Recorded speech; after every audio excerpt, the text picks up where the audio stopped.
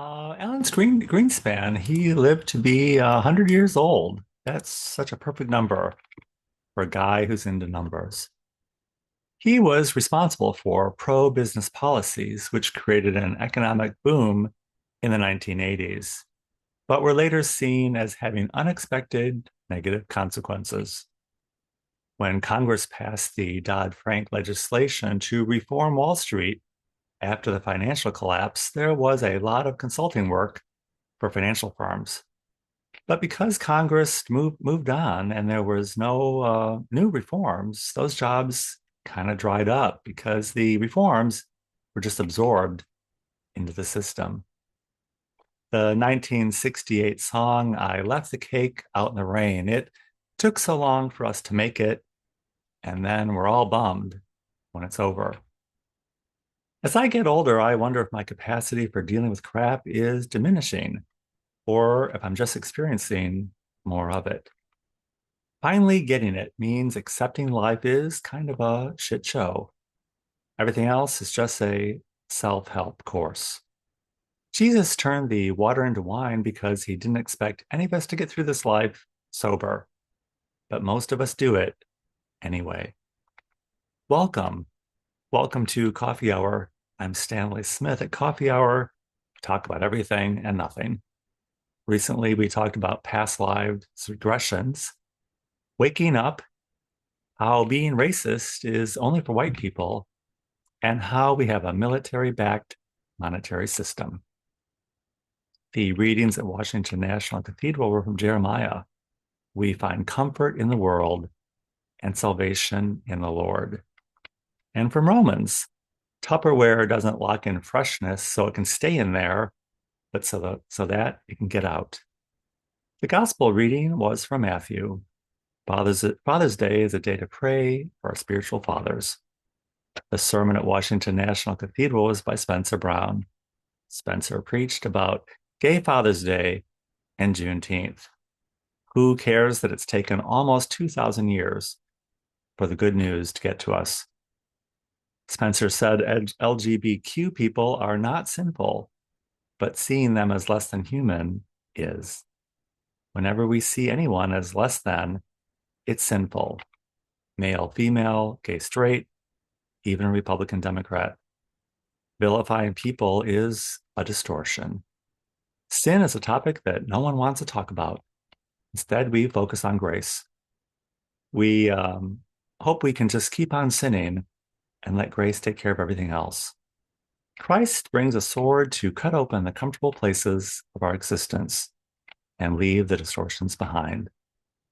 Christ came into the world to offer love, and we can offer the same to others in return. If we can't offer love, well, try dignity. It's the minimum offering of love. Offering dignity saves lives and breathes new life into the distortion of ourselves and the distortion of the larger world around us. We don't have to change the world. We can inform the world by making dignity and love for ourselves a daily practice. Love and dignity should not be unheard of in the world. It should be alive and well. When you practice it, you will see it, and you will see it in others. Instead of accommodating the distortion, it's a transformation of the world, one person at a time. Watch for it playing in a theater near you soon. At St. James Cathedral, the sermon was by Frank O'Donoghue. Mr. Donahue preached about being a Christian or a political operative. In a tree that is cut down, there is usually hope that it might sprout again. Which is cut down first, our Christian selves to be replaced with our political operative selves, or vice versa? What's our best option? Who can embrace the life we didn't think we'd end up with? None of us were expecting to be cut down, but we've had some hiccups along the way, which kind of put a monkey wrench into our plans. 9/11, the financial collapse, the pandemic, and political upheaval. How do we see the hope in all that, in all that's been cut down? And what grew back in its place? Mr. O'Donohue said that the soul moves us first, and it's always a spirit which is moving first in the world. It can lead us to radical discipleship, but few of us would want to choose that path. But God often chooses it for us. You can't be fully alive without both the good and the bad. The whole of life is good, and you need to accept the whole thing. It's about people who actually touch our lives: Martin Luther King, John F. Kennedy, and President Trump. Following their examples, we can find that we're not a servant, but a leader. We are called to do great and small acts, spreading the word and being political operatives and Christians. The Pavlov dog reaction of our political selves combined with the love of our Christian selves, washing the hands of our Pontius Pilate selves and spreading the gospel of Jesus, our Jesus selves. The trick is to have the awareness of which one you are today and in any given moment. It's not easy, but it's the life we've been called into. Somebody asked me recently why I've consolidated coffee hour into one message: conservative coffee hour, Sunday coffee hour, and metaphysical coffee hour. And it's because a lot of the current culture has become normalized. Alan Greenspan was apparently opposed to fiat currency, and in that notion, he was ahead of his time. The idea that our economic system is a house of cards seems well established in both young and old people. Also, many of us suspect that the United States has been a menacing presence in the world for a long time. And the idea that our state and federal governments are completely corrupt is very well established. A recent visit to the post office was completely anxiety producing. I was in fear that I was in the wrong line or had filled out the wrong form. My friend contacted me recently about being excommunicated from the Presbyterian Church for being a racist.